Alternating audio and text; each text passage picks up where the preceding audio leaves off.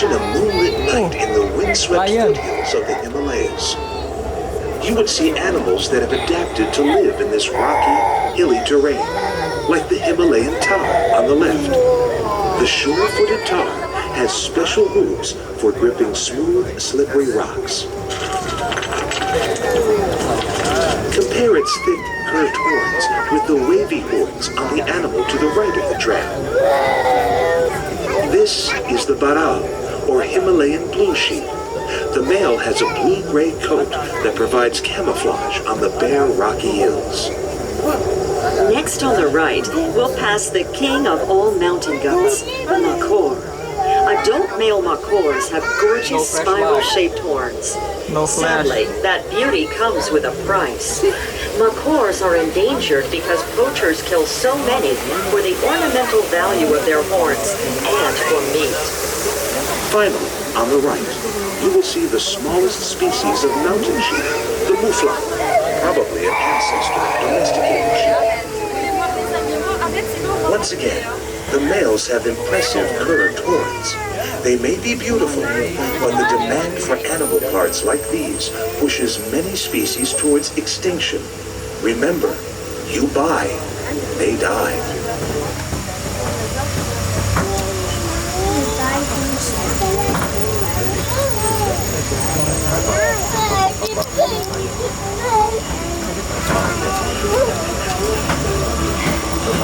From the rocky hills, we've gone to the marshlands. Here you'll see a flock of orange-pink greater flamingos, the tallest flamingo species. They can grow to a height of 5 feet or 1.5 meters. Have you wondered why flamingos balance on one leg? It's because they spend hours in the water, and lifting one leg helps to conserve body heat.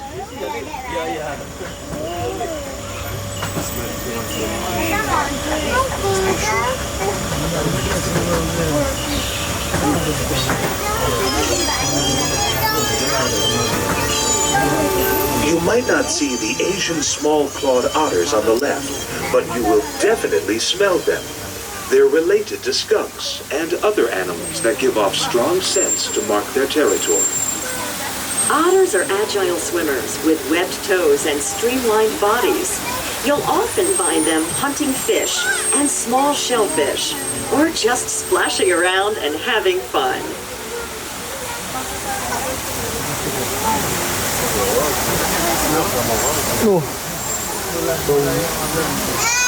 Makanya dibilang tadi kan ini teritorinya. We are about to enter our first free-range environment. Mungkin kamu nggak bisa ngeliat, the animals tapi are not bisa tame. merasakan. Please don't touch them.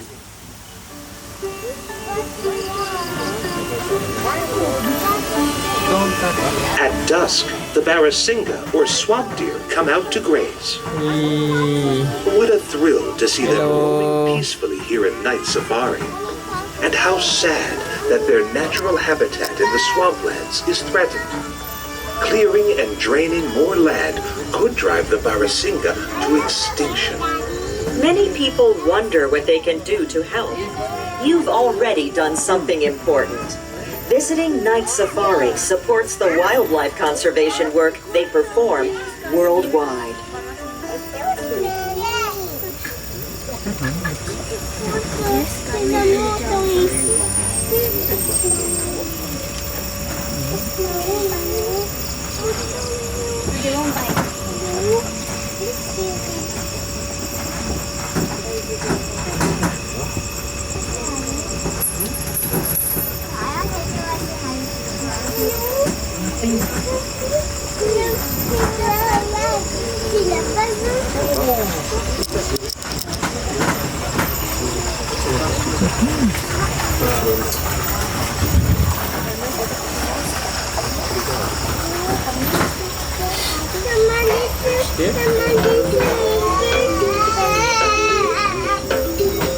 In a moment, we'll pass some animals that look like dogs with striped fur.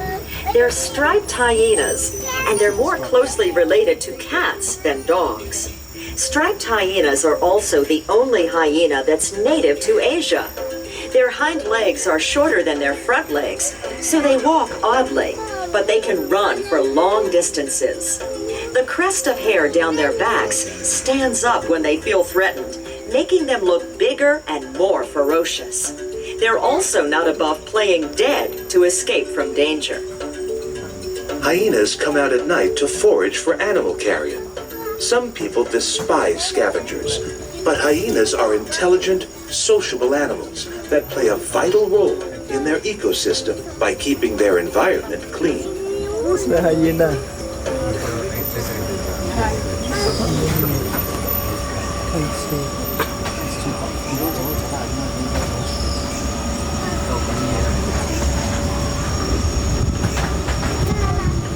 Only a few people on Earth have seen an Asian lion as close as we hope you will tonight.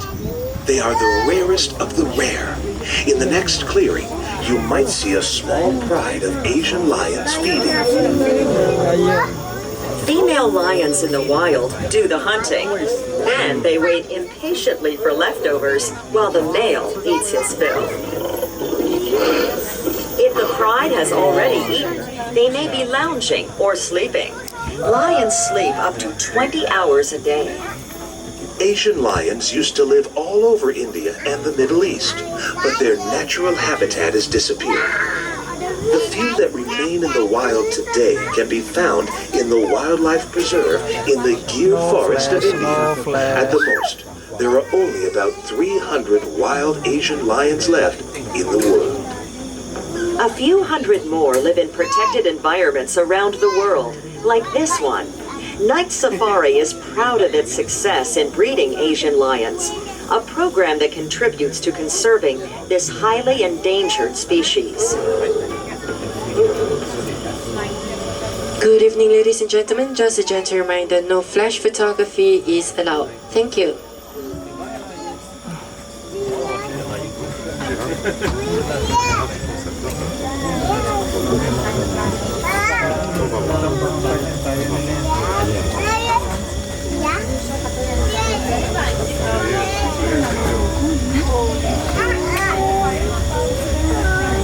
We're approaching the East Lodge tram station, where you'll see the Sloth Bear on the other side of the road.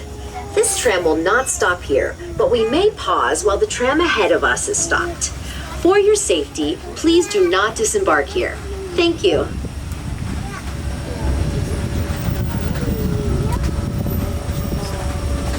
As night falls on the Indian subcontinent, go into the forest and open your ears. You might hear a sloth bear looking for food.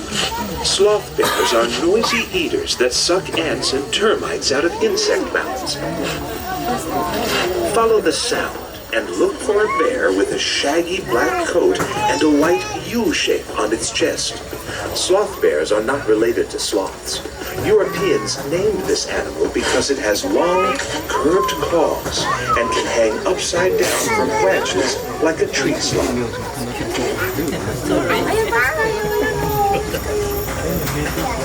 Baby bear. Baby bear.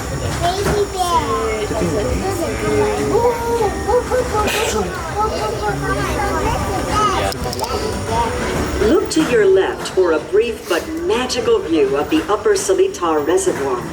We're entering the next stage of our journey. Welcome to Wild Africa.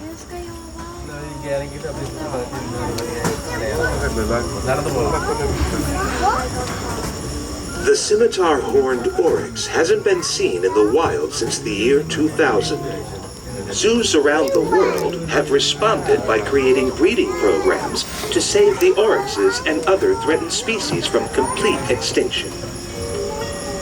With further advances in conservation and research, someday we may see scimitar horned oryxes on the savannah again.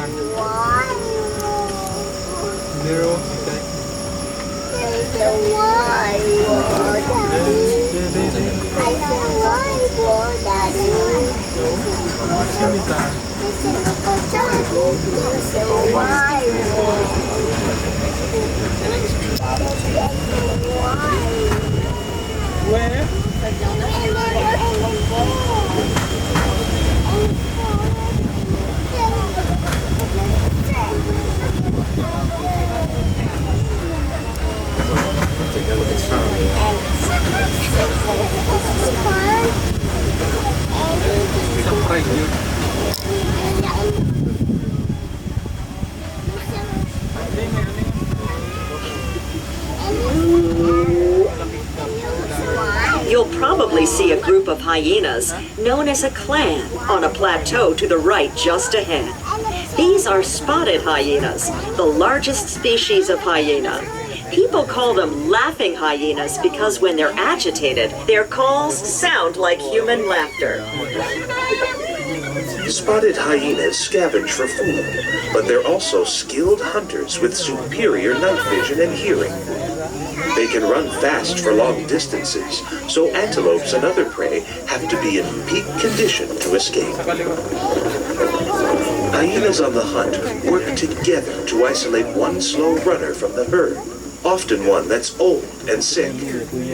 They have highly acidic digestive fluids, which enable them to eat the whole animal, horns, bones, teeth, and all.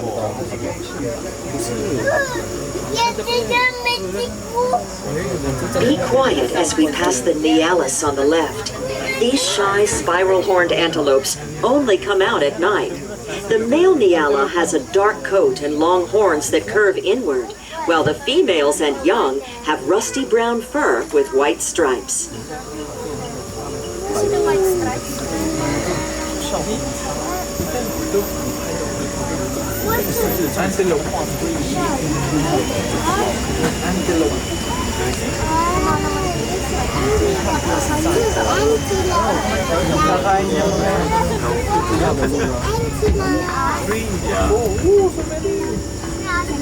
Below us on the left, you'll see African Cape buffaloes grazing in the cool night air. These massive animals have intense loyalty to the herd. Working together, they can kill a lion. When it's time to find more grass to eat, each buffalo faces in the direction it wants to go. Whichever way the majority chooses, the rest of the herd will follow. Again, flash.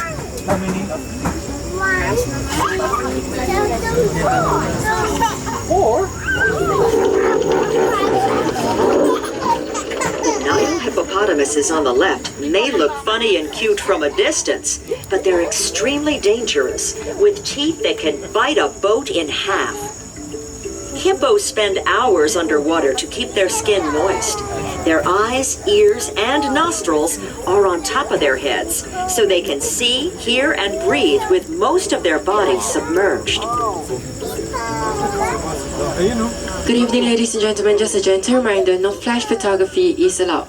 The guests on the second carriage, no flash photography is allowed. Thank you.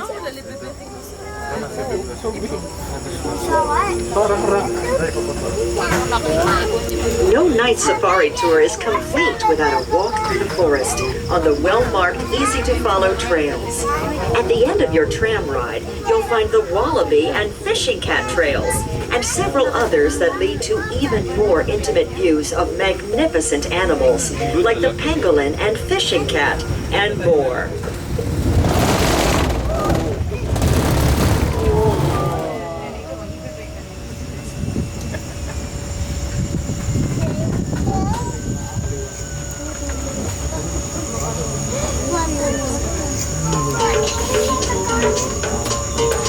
The red river hogs on our left are the most handsome species of wild pig, with reddish fur, black legs, a white stripe down their backs, and tufts of hair at the ends of their long ears.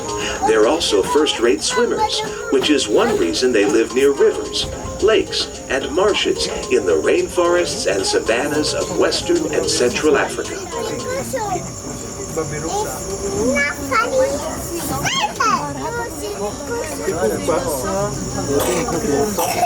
So close, eh? In a few moments, we'll pass a clearing on the right. There you may see a pair of rare white lions from South Africa. They're named Sifo and Mandisa, the Swahili words for gift and sweet. White lions aren't pure white, but rather light yellow. They're not albinos, but leucistic, a genetic condition that reduces the pigmentation of their skin and fur. The lion is the national animal of Singapore. You'll see images of lions everywhere, including a merlion with a lion's head and the body of a fish. A legend tells of Prince Sun Nila Utama, who named this city Singapura or Lion City, because he saw a lion when he first landed on the island. There's just one problem with that story. Lions aren't native to Singapore. True. Maybe the prince saw a strange unknown animal and assumed it was a lion. What he really saw remains a tantalizing mystery.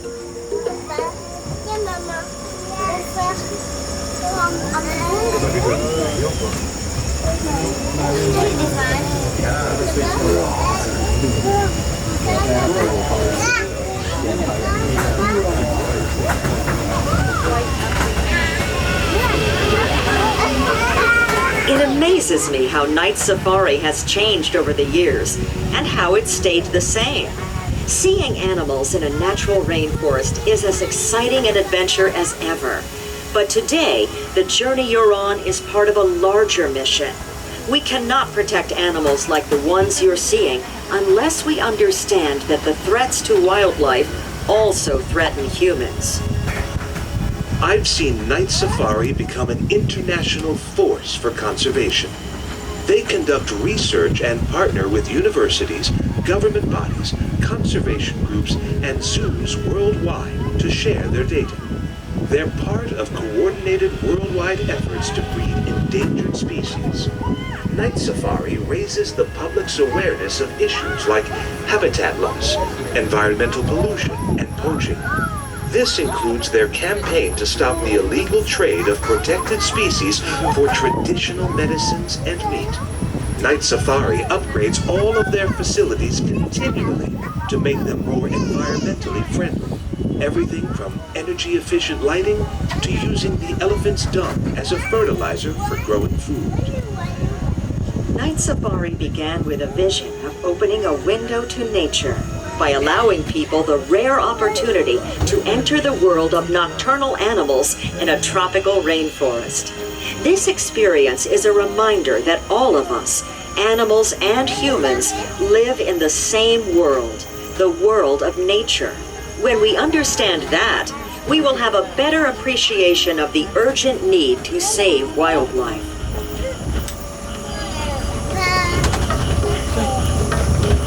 The Malayan tapir lives in a free-range environment, so you might see one on either side of the road. This Southeast Asian native looks like a pig with an elephant's trunk, but it's a closer relative of rhinos and horses. The tapir's flexible trunk helps it to sniff out shoots and leaves and guides them into its mouth. Wah, tapir.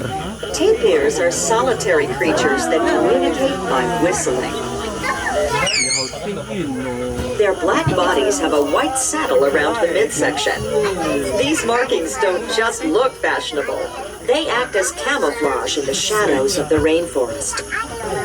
How many tapirs?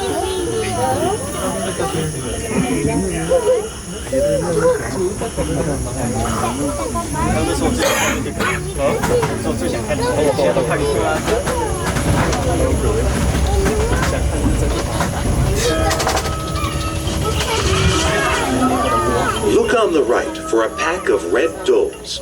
They're also called Asian wild dogs, and sometimes whistling hunters, because they communicate using whistling sounds when they can't see each other. A dole pack can include up to 20 individuals in a tight-knit group with a strong hierarchy. The entire pack works cooperatively to hunt deer and wild boar.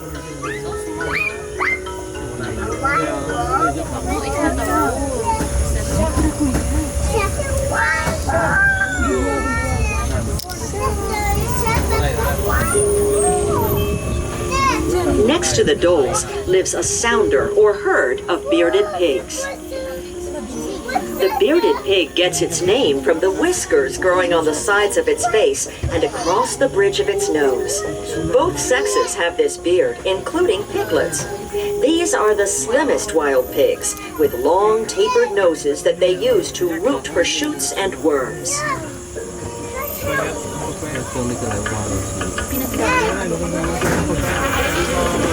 Peer through the bushes ahead to your left.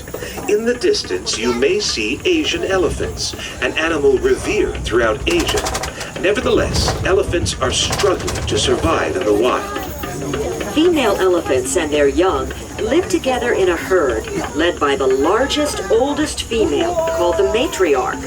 The herd in night safari includes Sri Nandong, who gave birth to Neha, a baby female in May 2016, the first elephant born in Singapore in several years.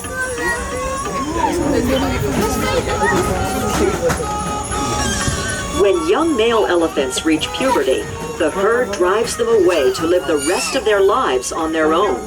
The solitary bull elephant on the right was born and raised here at the night safari. His name is Sangwira, a term that means warrior in the Malay language. Did you know that the elephant's trunk has more muscles than the human body? It's agile enough to pluck a blade of grass and strong enough to uproot a tree.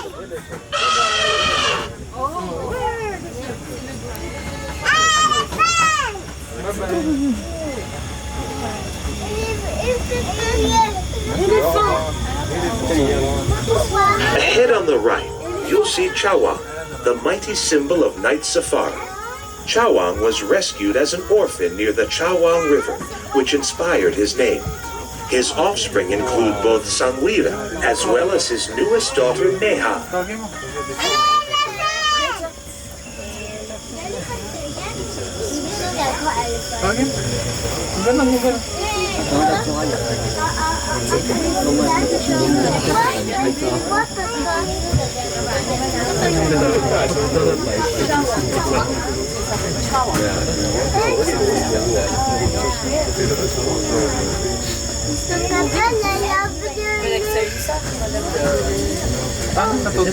The Sambar Deer in this free-range habitat may be grazing on either side of the road.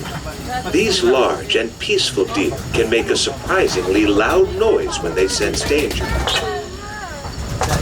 I've seen wild Sambar deer in India, Sri Lanka, Nepal, and China. They once inhabited huge portions of Asia, but hunting and habitat destruction have reduced the population drastically. The Malayan tigers that once preyed on Sambar deer began hunting cow and other livestock.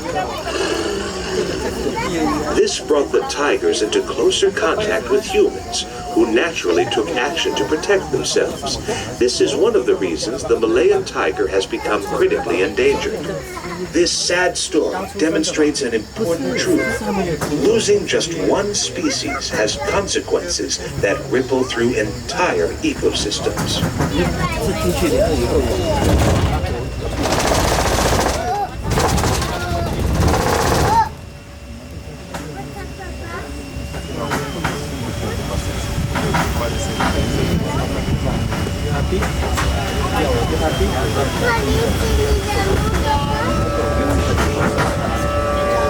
Look up to the left in the next clearing.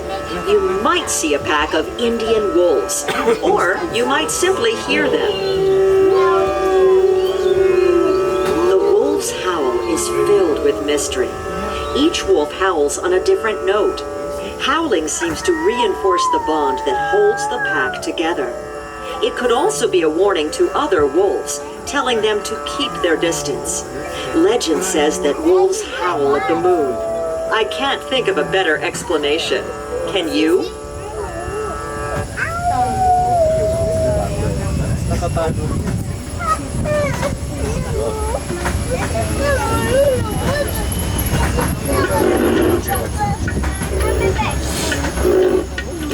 Coming up on the right are two clearings where you may see Indian rhinos. They have a distinctive hide with folds that resemble plates of armor. They're also called Greater Asian rhinos because of their size. An Indian rhinoceros can weigh 5,500 pounds, or 2,500 kilograms, more than an average automobile. Some people use powdered rhino horn as a traditional medicine to treat fever and headaches. The international trade in rhinoceros horns is illegal, but this hasn't stopped poachers. Today, fewer than 2,000 Indian rhinos survive in the wild. Their only hope lies in reducing the demand. If you know someone who takes powdered rhino horn, tell them that rhino horns are made of keratin, the same material as our hair and fingernails. Advise them to opt for alternatives, such as fever-reducing medicines available over the counter.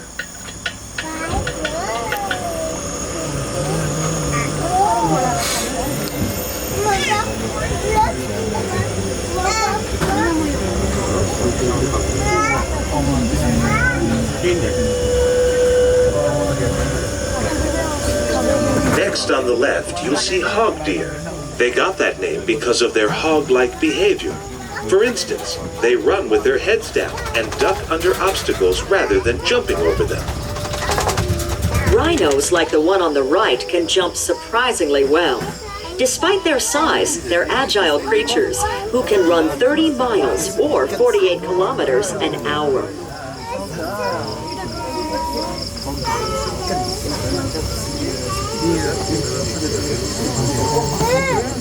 We're entering another free-range habitat for Indian Sambar Deer. Wait a minute. We saw Sambar Deer a few minutes ago. Why does night safari have two habitats for the same species? Sambar deer usually form small herds with a single dominant male and his harem of females. Splitting the animals into smaller groups in different areas prevents overcrowding and stress.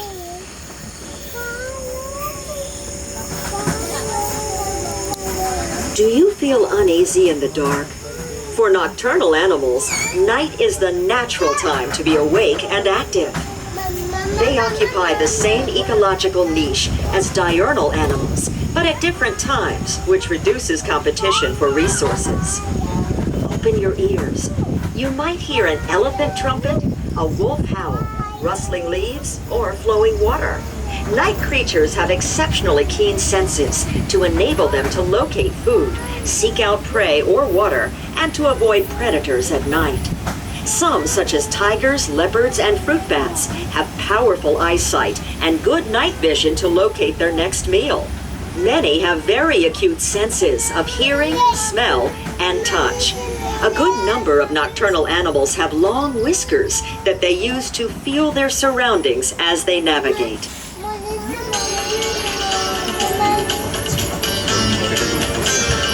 The deer in this free-range habitat have more than one name. Indians call them cheetah. Others call them axis deer or spotted deer. Whatever the name, they look elegant, with white spots covering their red-brown fur. When axis deer sense danger, they warn the others by stamping their forefeet and making a high-pitched barking sound.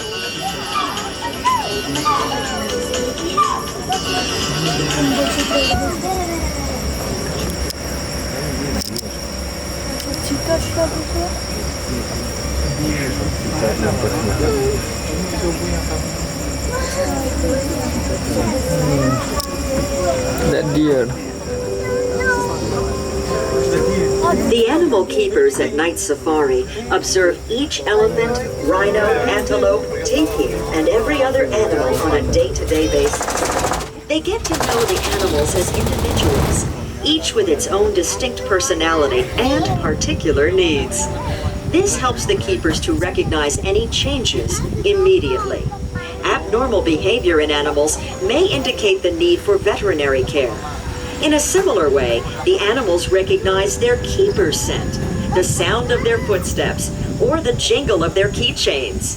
They come to trust these humans and see them as providers of food and security. This type of relationship between animals and humans is essential to providing the highest level